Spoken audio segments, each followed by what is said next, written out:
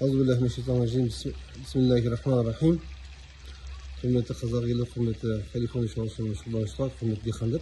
Өзіміз шаруашылығымыз теплицамыз бар. Соған қызығып, биогумыз шығарайық деп, телефон шаруашылығына сатып алып, бағылған жеріміз бар, теплицамыз бар. Теплицаға 500 квадрат жерге тастадық. Малын бордақылайтын жер бар еді. Ол жерге де тастадық. Бүгінде жуып жатыр. Бұл жерде ағамыз, Абдыжаппар ағамыз қарайды. Алдын 80 өгіз бордақылайтын еді. 80 өгізді 6 ай бағып, оған дәрісі бар, жиыны бар, басқасы бар, шығыны көп. Сонда зорға бір 100 мың теңге пайда қалмай білмеймін. Ондай қалмайды еді.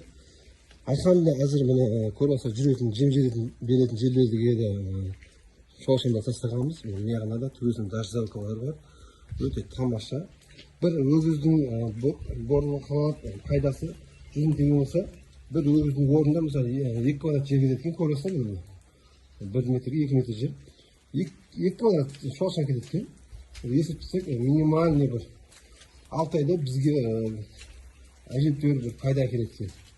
2 квадрат жер есептемеңіздер, 3 айдың өзінде 300 мың теңге әкелетін болса, әжептәуір ақша әкеледі.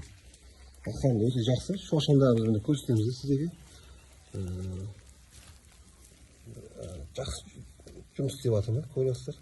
Өте тамаша. Аққан өте жақсы. Жаман емес бәрі.